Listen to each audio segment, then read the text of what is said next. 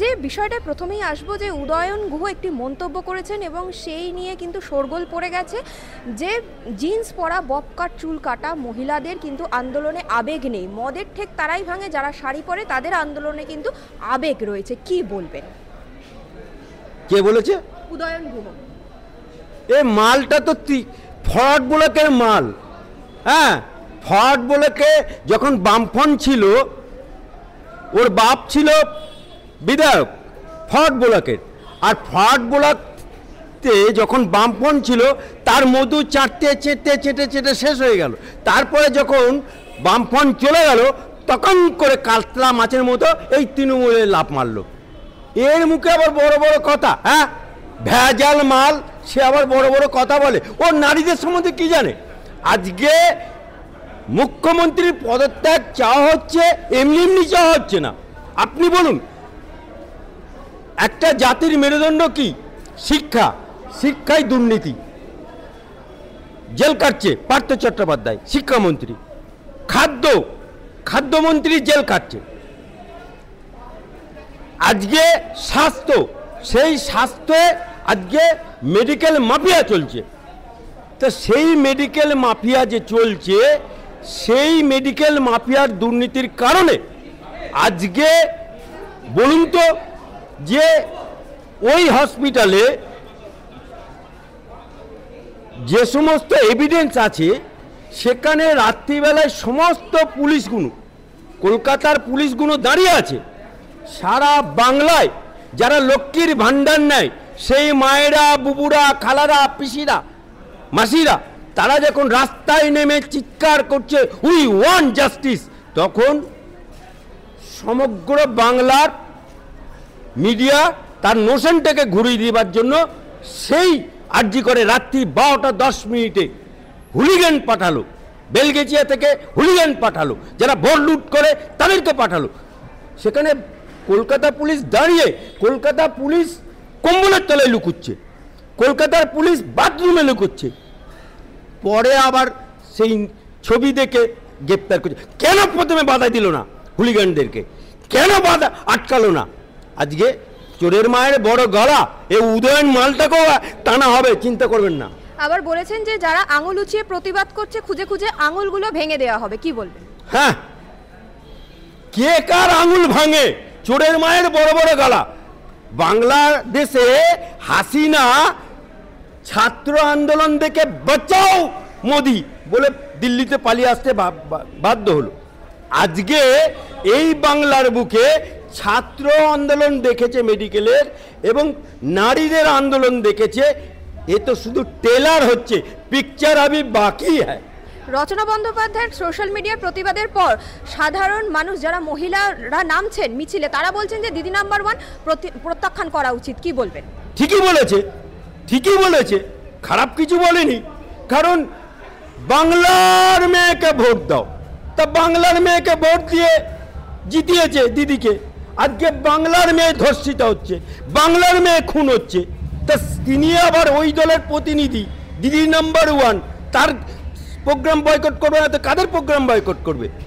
রাজ্য সরকারের পক্ষ থেকে একটি বিজ্ঞপ্তি জারি করা হয়েছে এবং সেখানে একটি জায়গায় বলা হয়েছে যে রাত্রিবেলা নাইট ডিউটি থেকে মেয়েদের যত সম্ভব দূরে রাখা উচিত, নাইট ডিউটি না দেওয়াই ভালো। কি বলবেন? এত যে আন্দোলন, এই যে রাত জাগা, তার প্রতিবাদে মানে এই লাইনটা রাজ্য সরকার কিভাবে লিখতে পারে? দেখুন, প্রথম কথা হচ্ছে ওরা এই কেসটা ধামাচাপা দেবার জন্য এবং এভিডেন্স বিলুপ্ত করার জন্য প্রথমে যে সঞ্জয় রায় বলে ধরা হলো সিভিক পুলিশ, এই সঞ্জয় রায়কে ওরা ধনঞ্জয় করতে চাইছিল। কারণ সিভিক পুলিশ প্রতিটা জায়গায় থাকে। সেই সঞ্জয় রায়কে, একটা সঞ্জয় রায়কে কেউ বলছে এনকাউন্টার করে দাও, কে বলছে আলালের ঘরের দুলাল, ভুয়ো 7 লক্ষ ভোটে জেতা, এবং গরু চোরের মাথা, বালি চোরের মাথা, খাদ্য চোরের মাথা, কাকুর বস অভিষেক ব্যানার্জি বলছে এনকাউন্টার। আরে এনকাউন্টার তো আগে তোমাকে করা দরকার, এনকাউন্টার করে দাও। সে ধনঞ্জয় বানাতে চেষ্টা করছে সঞ্জয় রায়কে। আমরা চাই উই ওয়ান্ট জাস্টিস, এবং আসল মাথাগুলোকে চাই। এই অভিষেক ব্যানার্জিও তো জড়িত আছে।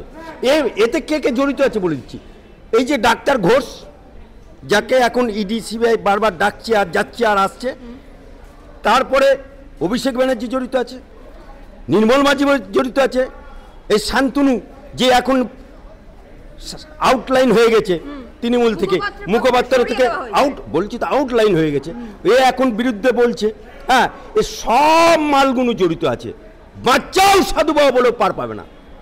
এই যে ডক্টর কুণাল সরকার থেকে শুরু করে সুবর্ণ গোস্বামী, ওনারা প্রতিবাদ করেছিলেন বলে ওনাদের লালবাজারে ডেকে পাঠাতে হচ্ছে। শুধু এই নয়, সোশ্যাল মিডিয়া যারা ইনফ্লুয়েন্সার আছে তারা প্রতিবাদ করার সুবাদে তাদের কিন্তু ডেকে পাঠানো হচ্ছে লালবাজারে। কি বলবেন? আর কি করবে, আর কি করবে? এই মমতা ব্যানার্জি প্রথমে পুলিশকে দিয়ে বলালো আত্মহত্যা করেছে, ফেলিও, তারপরে ওটা সিপিএমের ঘাড়ে চাপানোর চেষ্টা করলো, ফ্লপ, তারপরে বিজেপির নামে ঘাড়ে চাপিয়ে মুসলমানদেরকে দূরে সরে রাখার চেষ্টা করলো, ফ্লপ, তারপরে যে আন্দোলন, এই যে ডার্বি ম্যাচ মোহনবাগান ইস্টবেঙ্গল, এই ডার্বি ম্যাচ বন্ধ হয়ে গেল।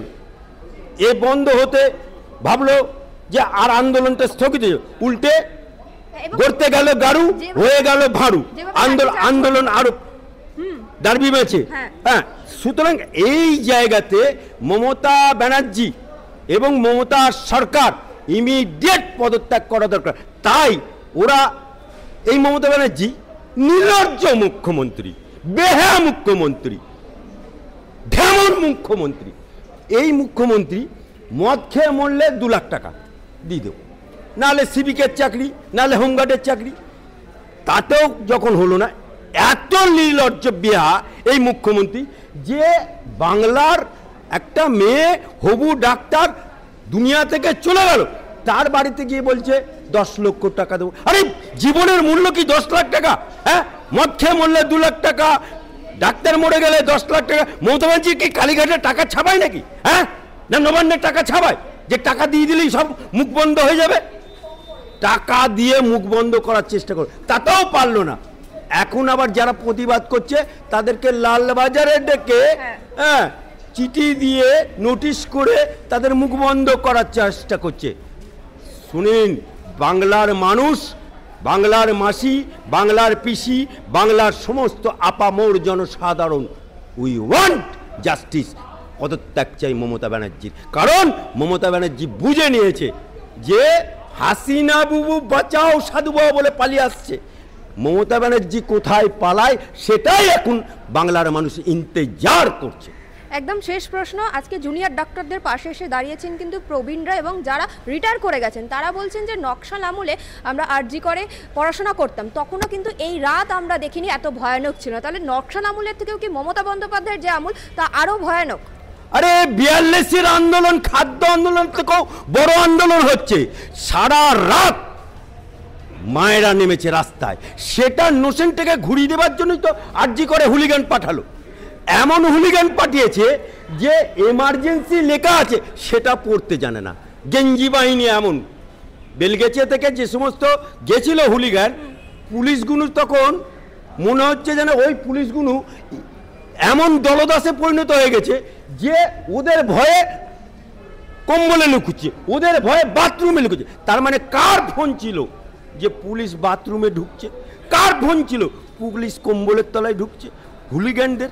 সেখানে শান্তিপূর্ণ অবস্থান চলছে, কিন্তু নোসেনটাকে ঘুরিয়ে দেওয়ার জন্য এবং বাংলার বুকে যে প্রতিবাদের আওয়াজ উঠেছে, এই প্রতিবাদের আগুন তুষের মতো দিক দিক করে জ্বলতে জ্বলতে জ্বলতে আজ দাও দাও করে জ্বলবে। সেই জ্বলাতে মমতা ব্যানার্জি পুড়ে মরবে এবং ওকে পদত্যাগ করতেই হবে। সুখেন্দু শেখর রায় প্রতিবাদ করেছেন বলে ওনার দলেরই তৃণমূলেরই উনি বলছেন যে আমাকে আইনি সাহায্য নিতে হবে হাইকোর্টে গিয়ে, কারণ দল থেকে তাকে আবার মুখ্যমন্ত্রী বলেছেন লালবাজারে ডেকে পাঠাতে। আরে ওর দলে যে মুখ খুলবে ওর বিরুদ্ধে, সেটাই, ওটা তো দল না, ওটা তো হরেক মাল পাঁচশিকের দল, ওটা কোম্পানি। ডিরেক্টরের বিরুদ্ধে বলবে আবার সেই কোম্পানিতে চাকরি করবে, হয় নাকি? হ্যাঁ, এগুলো তো এই শান্তনু সুখেন্দু এগুলো তো রাজ্যসভার এমপি, অর্থাৎ এদেরকে প্রজেক্ট করেছে কে? ডিরেক্টর প্রাইভেট কোম্পানির মালিক মমতা ব্যানার্জি এবং তার গরুচোরের ভাইপো সেই ভাইপো প্রজেক্ট করছে, সুতরাং ওদেরকে এখন কেটে দিতে কোনো অসুবিধা নেই। তাই আজকে ওরা সত্যকে সত্য, সাদাকে সাদা, কালোকে কলা, কালো যে বলবে ওদের গাত্র দেওয়া হয়ে যাবে, ওদের গাত্র দেওয়া হয়ে যাবে। তাই তো ওদেরকে এখন বিভিন্নভাবে পদ থেকে সরিয়ে দিচ্ছে, এর থেকে সরিয়ে দিচ্ছে। এ তো ঠকবাজতে গাঁ উজাড় হয়ে যাবে।